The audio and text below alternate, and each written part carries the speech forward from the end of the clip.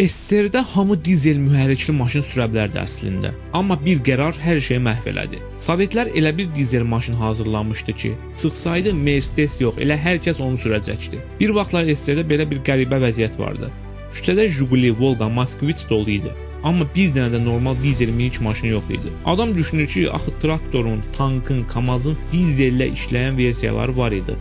Bəs minik maşınlar niyə çıxmadı? Əslində məsələ tamam başqa idi. Paradoks ondadır ki, dizel mühərrikli Volga Belçikada Avropalılar üçün Fransanın Peugeot mühərriki ilə yığılırdı. Dizel Moskviçlərdə eyni şəkildə ixrac üçün hazırlanırdı. Amma SSR-də təxminən 70 il ərzində minik avtomobilləri üçün dizel mühərriki demək olar ki, istehsal olunmadı.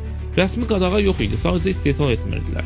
O vaxt benzinin qiyməti elə ucuz idi. Cəmaət maşını belə söndürməyə heyfsilənirdi. 7 qəpik verib bakı doldururdular. Da indiki kimi deyildi. 20 manat benzin vurursan, maşın az qala üzvə qarşı quşduya. SSR üçün əsas bir məqam kənd təsərrüfatı və ordu idi. Zavodların məqsədi isə bir şeydi. Nə qədər mümkünsə o qədər tez maşın buraxmaq. Ona görə də əlavə mühərrik variantı ilə çox vaxt itirmək istəmirdilər. İndi gələk ən maraqlı yerlərdən birinə. İroniyaya baxın siz. 1988-ci ildə Vaz axır ki öz dizel mühərrikini hazırladı. Vaz 341 Nivaya da qoyurdular, Jiguli 04-də də. 1.5 motor, 53 at gücü. Sakit işləyirdi, az yeyirdi, hətta testlərdən də keçmişdi. Hamı deyirdi ki, bu dəfə alınacaq. Amma elə həmin vaxt SSR dağıldı, layihədə yarımçıq qaldı.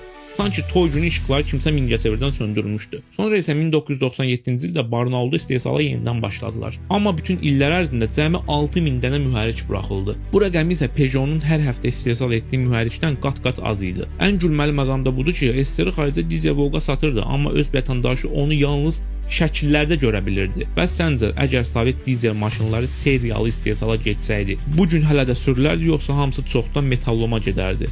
Şərhlərdə öz fikirlərinizi yazmağı unutmayın və sonda o əsrarəngiz barmaqlarla videonu bəyənib kanalıma abunə olmağı unutma. Sabaha qədər.